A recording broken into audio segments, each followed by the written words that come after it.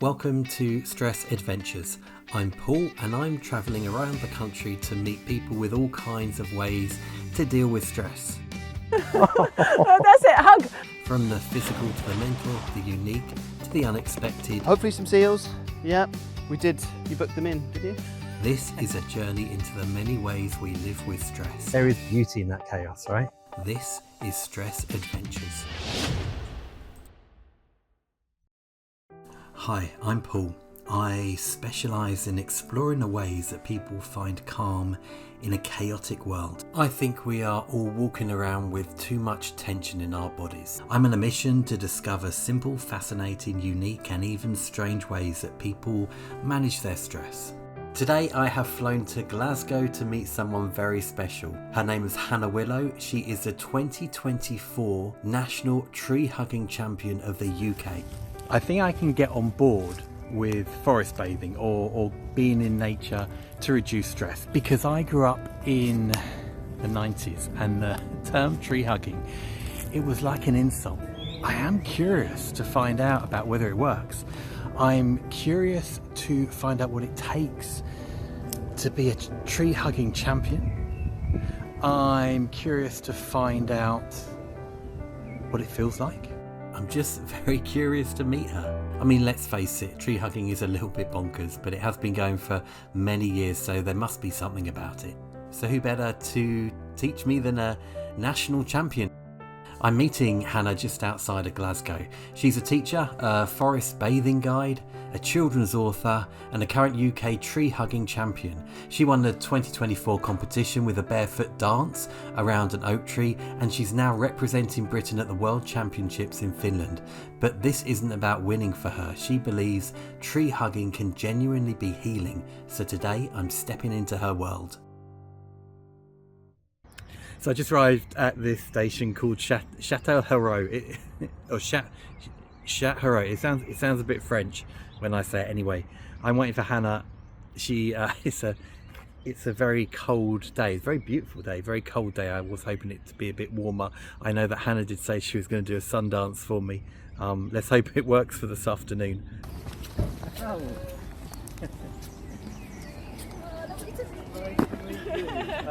Oh, bring it in for a hug. Let's get some practice in. Hannah is taking me to the Glasgow Oaks. This is a pasture of old oak trees which date back 800 years, so Hannah says they have a particular energy about them. Although these oak trees may have been planted in the 12th century, they are still thriving. The oak trees that we're going to are quite, they're really old, so they're very well established, quite gnarly. But the other trees I absolutely love here are the redwoods. So they're the ones that grow in Canada.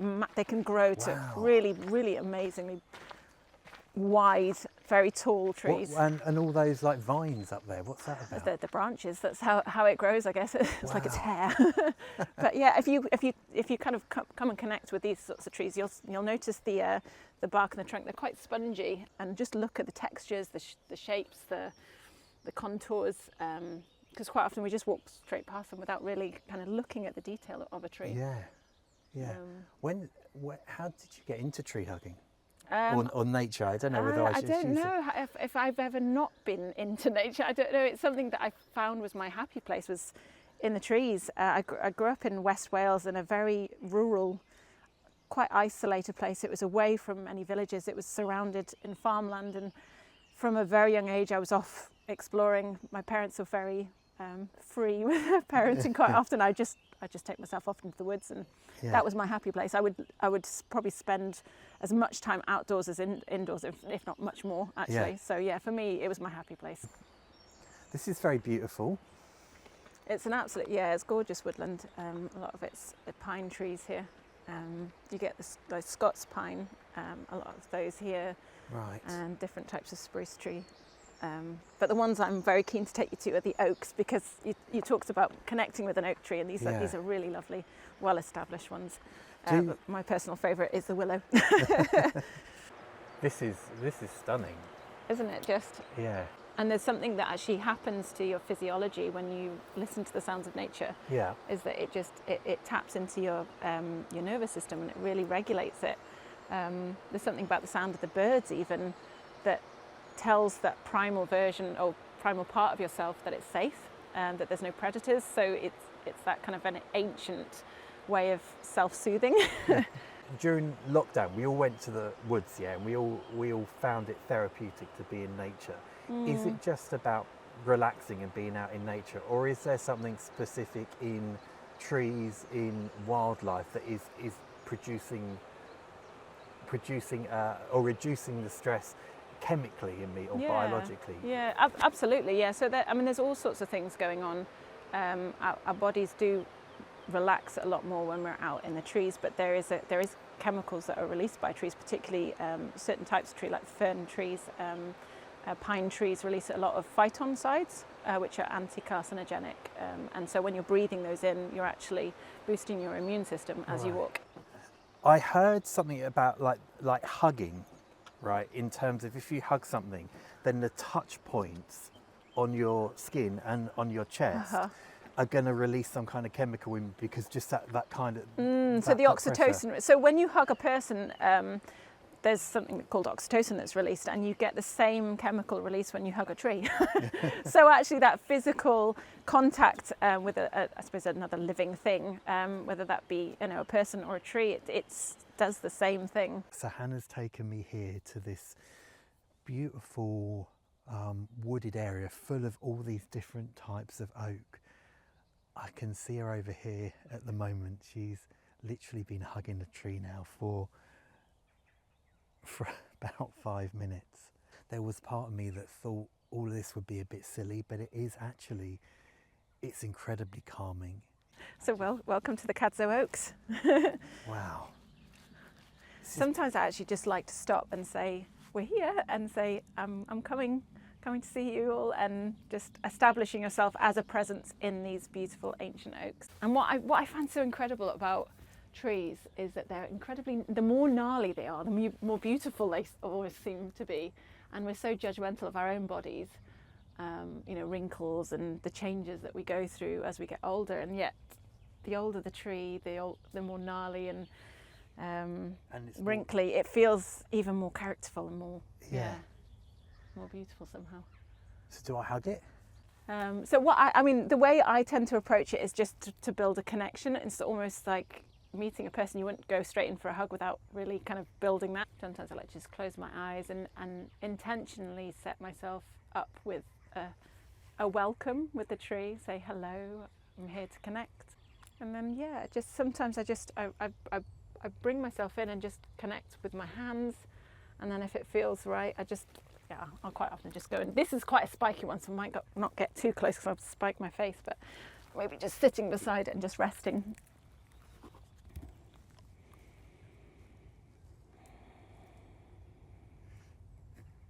This is a really lovely one. It's very hollow, and I remember coming to this particular tree before and just sitting and asking questions and having this really wonderfully profound, very simple bit of wisdom from this tree as well. So I can go inside. Go for it. Will I fit? I don't know. There's one way to find out. I did have some pasta last night, so there's a little tummy shaped. Oh, there you go. Gap. Shimmy, shimmy. I can't get. Oh my word. I'm gonna get stuck. Oh, that's it. Hug the That's tree. what I It's meant hugging to you do. back. One thing. Hey. Oh, here we go. There we go. There we go. Wow. Do you know the sound in here? If I tap on the floor, it's got this kind of deep thud to it.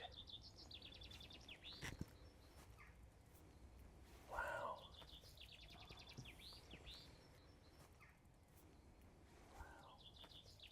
Tell me about this tree then, little chap. Well, why don't you tell me what you see? Like when you see a tree like this that has no leaves, that's clearly, it's passed on in terms of its life. What does that evoke in you? It looks like the Scream poster where it's kind of twisted and it's screaming. It looks like a ghost. I went through kind of medical trauma in the last couple of years, and apparently at one point I had a 30% chance of survival. Wow. And so, as you're lying there in a hospital bed, you are thinking about death quite a lot. So I guess as I see that, First of all, I just thought of it aesthetically of what it looks like. It looks like a lot of pain, but then when you start talking to me about it, I guess it does help me kind of connect with those emotions of it, you know, of how I felt. Within this, there will be life-sustaining opportunities for nature in this, because with the trees that are left behind that have, you know, died, there's all sorts of wonderful things that then go on living from that death. Yeah. You know, the creatures that live inside it and break it down. It does make me want to hug this one. Well, let's give it a hug. Oh, because this one's got a bit of pain to it.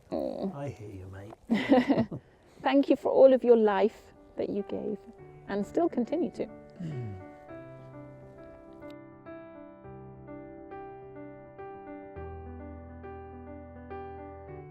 The one question that everyone asked me when I said I was coming to meet you was, what makes a champion tree hugger as opposed to just someone like me who comes and does it? So there's a few people have asked me this, and I'm not sure if you can really be a champion tree. Obviously, I've been given that title, but I think what won it on the day was the fact that they saw this real interaction between me and the beech tree when I was dancing, and this real affinity and love for what I was doing. And I think that was translated in that kind of that moment where I've always felt a real love and passion for being in nature. I just love it, and it's very much part of who I am. And I think that was very apparent on the day. So one of the things, I have so many memories as a child of climbing trees and just spending hours out in the woods. And even as an adult now, I'm still one to go do a bit of tree climbing. So when was the last time you climbed a tree? Have you ever climbed a tree? I don't know if I have. I mean, done a slide, I've done a climbing frame. Oh. So just do you know what this is really good for? It's about kind of learning about your body, balance, and just being mindful. Again, it's about being very present. So when you're climbing a tree, you can't really be thinking about too much else other than the present moment, because you've really got to concentrate. I mean, balance is, the word balance, that's one of my nemesis. So balance is something that I did a lot of, because I did a lot of dancing and ballet, so I quite enjoy a bit of balancing. Right. Well, I like a bit of adventure. Yeah, just take your time though, obviously, because I don't want you falling. You can tell I live in the city, don't you? We don't do this often. Town mouse and country mouse story all over again. Which is a little bit... We haven't risk assessed this. We haven't, have we? Yeah, there we go. You're doing great, by the way. I'm very impressed. But look at this distance off the ground now. So This is amazing, isn't it? I mean, if you're not confident with this sort of stuff, and this is why I tend to wear leggings when I'm wearing because I've got to tuck it in if I'm shimmying along. I have to say that I came into this almost expecting to go on this journey, but to be sniggering a little bit on the inside. But actually, I've really enjoyed it. I have found out that it's not just about hugging trees, it's about interacting with nature. There are lots of different ways that you can interact with trees. There are lots of different trees you can interact with. And how I feel right now is very serene, very calm, and very happy. Often we have this preconceived idea about what tree hugging involves and what it is about. And I would like to say, just maybe go in with a beginner's mind, a childlike approach, and just try it. Learn to use your senses again, tune into what it feels like, what you can hear, what you can see, and then maybe even lean in for a little hug. You know, you never know what, you might actually like it. So I would encourage anyone who is sceptical about this, just go to your local woods and just give it a try.